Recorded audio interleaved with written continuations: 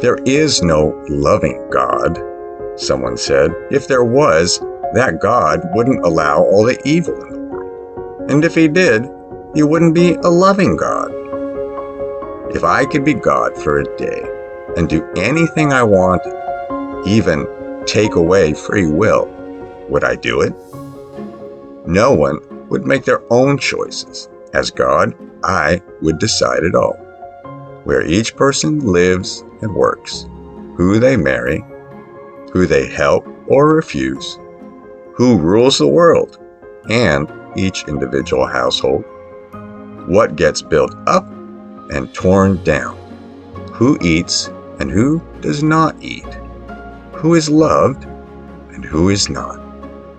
Take away free will, and it's all up to you. Here's a thought. If there is no loving God, and the world is otherwise full of evil, then where does any good come from? From people.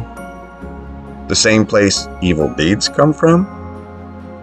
So people are good and evil, and the choice is up to them. So why blame God?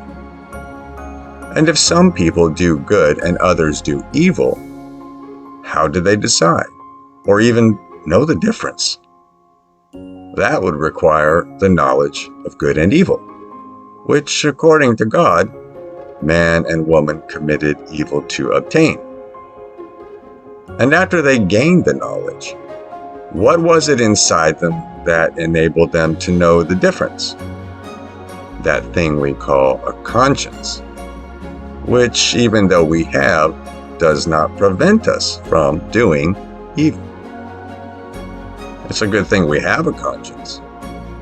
It is disturbing to consider how evil the world would be if we didn't.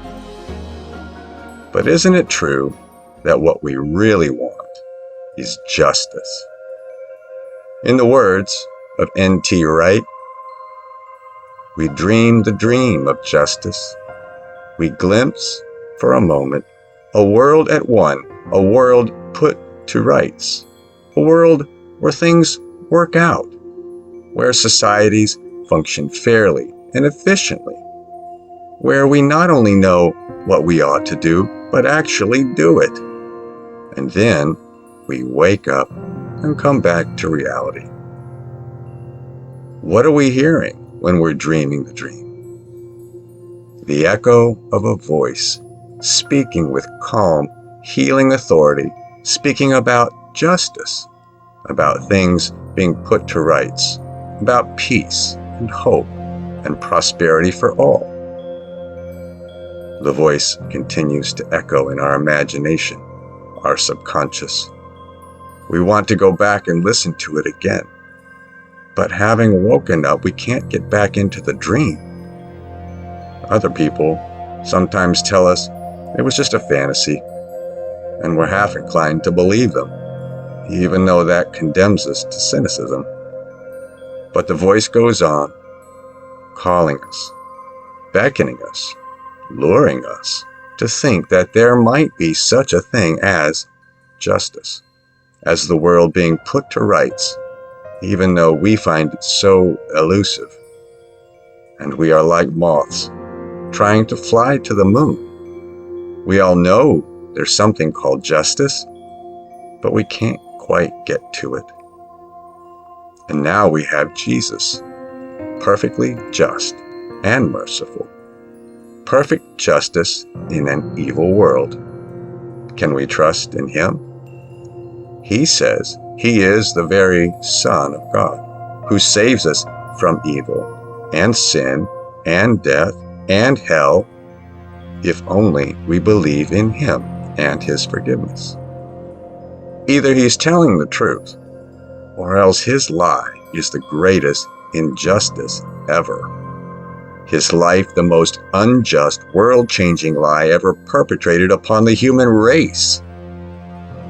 We have a conscience, and it is up to us to decide, to look at Jesus and decide if what he did was good or evil, truth or lie. We are like moths trying to fly to the moon, and Jesus says, we can find true justice and calm and healing and peace and authority in Him.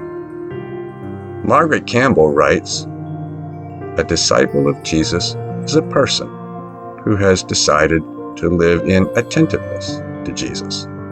We live in attentiveness in order to become like Jesus on the inside, and thereby able to do what Jesus would do on the outside.